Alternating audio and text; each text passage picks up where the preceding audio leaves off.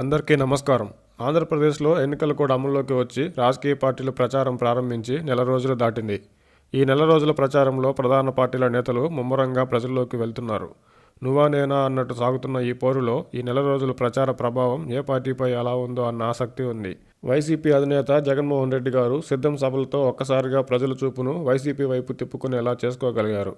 మేమంతా సిద్ధం బస్సు యాత్ర ద్వారా జగన్ గారు చేస్తున్న ప్రచారం, హామీలు, సంక్షేమం అమలులో చంద్రబాబు గారిపై జగన్ గారు చేస్తున్న ఆరోపణలు, విమర్శలు ప్రజల్లోకి బాగానే వెళ్ళాయి.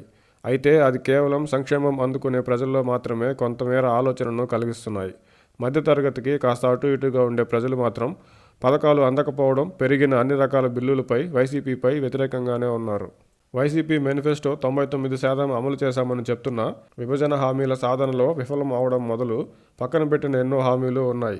అదే సమయంలో వైసీపీ చెప్తున్న 99% మేనిఫెస్టో అమలు ప్రచారంపై టీడీపీ నుంచి పెద్దగా కౌంటర్ ప్రచారం లేకపోవడంతో వైసీపీ చేస్తున్న మేనిఫెస్టో 99% అమలు ప్రచారంపై ఇప్పటి వరకు అయితే వైసీపీకి పెద్దగా నష్టం జరగలేదు.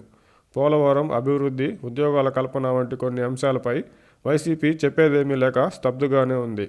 మరోవైపు షర్మిల, సునీత గార్ల నుంచి వస్తున్న తీవ్ర విమర్శలు వైసీపీకి ఇబ్బంది కలిగించేలా ఉన్నా ఈ విషయంలో వైసీపీ మాత్రం ముందు నుంచి ఎంచుకున్న లైన్లోనే ప్రచారం చేస్తుంది. వాలంటీర్లు, పెన్షన్లు అంశంలో ఎదురైన పరిణామాలను వైసీపీ సమర్థవంతంగా ఉపయోగించుకుంది. వైసీపీ అభ్యర్థులు మాత్రం చాలా చోట్ల ప్రచార కష్టాలను ఎదుర్కొంటున్నప్పటికీ వైసీపీ ప్రధానంగా జగన్ గారిపై, సంక్షేమ లబ్ధిదారులపై ఆధారపడి ఎన్నికలకు వెళ్తుంది.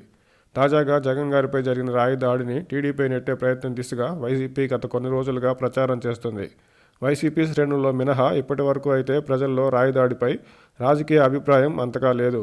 ఇప్పటికే ఎన్నోసార్లు చంద్రబాబు, పవన్ కళ్యాణ్ గారు, ఇతర టీడీపీ నేతలపై జరిగిన దాడుల మాదిరిగానే జగన్ గారిపై రాయి దాడిని ప్రజలు చూస్తున్నారు. ఈ అంశం రాబోయే రోజుల్లో ఎన్ని మలుపులు తిరుగుతుందో, రాజకీయంగా ప్రభావం ఉంటుందా లేదా అనేది చూడాలి. ఇప్పటి వరకు జరిగిన వైసీపీ ప్రచారం టీడీపీ కూటమికి ధీటుగానే ఉంది.